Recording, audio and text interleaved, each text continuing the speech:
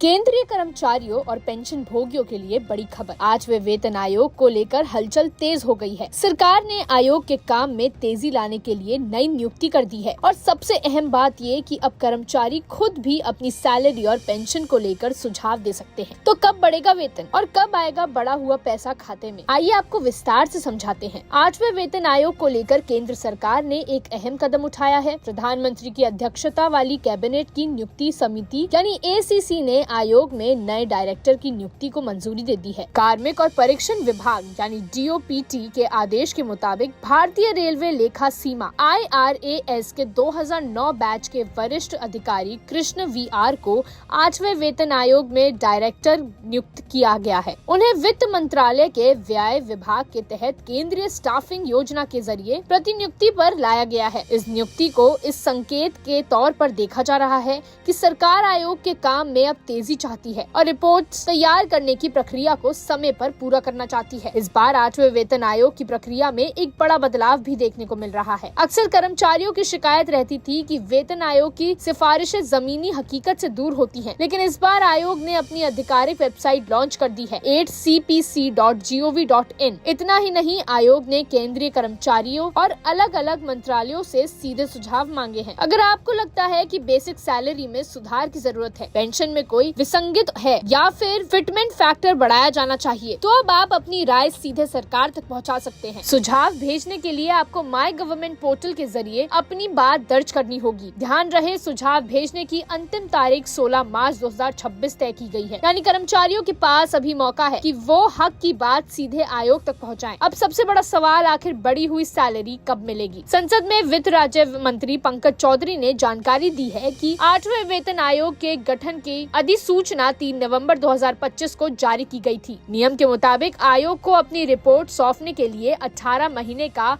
समय दिया गया है। अगर इस समय सीमा के हिसाब से गणित लगाया जाए तो आयोग अपनी सिफारिश साल 2027 के मध्य तक सरकार को सौंप सकता है, यानी संभावना है कि 2027 के बाद ही बढ़ी हुई सैलरी और पेंशन लागू हो पाएगी। हालांकि अंतिम फैसला सरकार की मंजूरी के बाद ही होगा। तो कुल मिलाकर साफ है कि 8वें वेतन आयोग अब रफ्तार पकड़ चुका है। नई नियुक्ति से संकेत मिल रहे हैं कि सरकार प्रक्रिया को गंभीरता से आगे बढ़ा रही है। साथ ही कर्मचारियों को सीधे सुझाव देने का मौका देकर सरकार ने सहभागिता का रास्ता भी खोल दिया है। ऐसी और इन्फॉर्मेशन देखने के लिए न्यूज नेशन के डिजिटल प्लेटफॉर्म को सब्सक्राइब करें और आपकी क्या राय है हमें कमेंट करके जरूर बताएं। सरकार ने साफ तौर पर घोषणा कर दी है कि 8वां केंद्रीय वेतन आयोग आधिकारिक रूप से गठित हो चुका है और ये तय समय सीमा के भीतर अपनी रिपोर्ट देगा।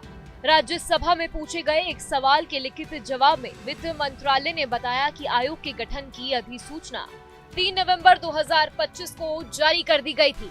सांसदों ने सरकार से ये जानना चाहा था कि ये आयोग किन किन मुद्दों की समीक्षा करेगा और इसकी सिफारिशें कब तक आ सकती हैं। सरकार के अनुसार 8वें वेतन आयोग केंद्रीय कर्मचारियों और पेंशन भोगियों के वेतनमान, विभिन्न भत्तों, पेंशन व्यवस्था और सेवा शर्तों की पूरी समीक्षा करेगा ताकि मौजूदा व्यवस्था में जरूरी सुधार किए जा सके। वित्त राज्य मंत्री पंकज चौधरी ने जानकारी दी कि आयोग को अपनी रिपोर्ट सौंपने के लिए कुल 18 महीने का समय दिया गया है। इस हिसाब से संभावना है कि आयोग 2027 तक अपनी रिपोर्ट सरकार को दे सकता है। हालांकि सरकार ने अभी तक ये स्पष्ट नहीं किया है कि रिपोर्ट आने के बाद सिफारिशों को लागू करने की प्रक्रिया क्या होगी या इसे चरणबद्ध तरीके से लागू किया जाएगा या एक साथ। संसद में ये सवाल भी उठा कि अगर 8वें वेतन आयोग की सिफारिशें लागू होती हैं, तो केंद्र सरकार के बजट पर कितना अतिरिक्त बोझ पड़ेगा। इस पर सरकार का जवाब था कि फिलहाल खर्च का सही अनुमान लगाना संभव नहीं है, क्योंकि असली वित्तीय प्रभाव का अंदाजा तभी लगाया जा सकता है जब आयोग अपनी अंतिम रिपोर्ट दे देगा और सरकार तय करेगी कि कौन सी सिफारिशें स्वीकार करनी है। यानी बजट पर कितना असर पड़ेगा ये फिलहाल पूरी तरीके से स्पष्ट नहीं है। दूसरी तरफ कर्मचारी संगठनों ने अपनी मांगों को लेकर दबाव बनाना शुरू कर दिया है। 12 फरवरी 2026 को देश भर में एक दिन की हड़ताल का कर्मचारियों ने ऐलान किया है। उनकी प्रमुख मांगों में 20% अंतरिम राहत देना, महंगाई भत्ते में 50% हिस्से को मूल वेतन में जोड़ना और नई पेंशन योजना को खत्म कर पुरानी पेंशन योजना लागू करना शामिल है। कर्मचारी संगठनों का कहना है कि जब तक उनकी मांगों पर गंभीरता से विचार नहीं होगा वो आंदोलन जारी रखेंगे। ऐसे माहौल में एक तरफ संसद के अंदर इस मुद्दे पर सवाल उठ रहे हैं और दूसरी तरफ सड़कों पर कर्मचारी संगठन प्रदर्शन की तैयारी कर रहे हैं। इसीलिए आने वाले समय में 8वें वेतन आयोग की कार्यवाही और उसकी रिपोर्ट पर सबकी नजरें टिकी हुई हैं, क्योंकि सही रिपोर्ट तय करेगी कि केंद्रीय कर्मचारी और पेंशन भोगियों को भविष्य में कितनी आर्थिक राहत मिल सकती है और सरकार इस पर किस तरह फैसला लेती है। देश भर के लाखों केंद्रीय कर्मचारी और पेंशन भोगी 8वें वेतन आयोग यानी 8th पे कमीशन की सिफारिशों का बेसब्री से इंतजार कर रहे हैं। इसी बीच पेंशन नियमों में बदलाव और वित्त विधेयक यानी फाइनेंशियल बिल्स 2025 को लेकर कई तरह की अटकलें लगाई जा रही थी। 9 फरवरी 2026 को संसद के बजट सत्र के दौरान लोकसभा में इस मुद्दे पर स्थिति पूरी तरह साफ हो गई है।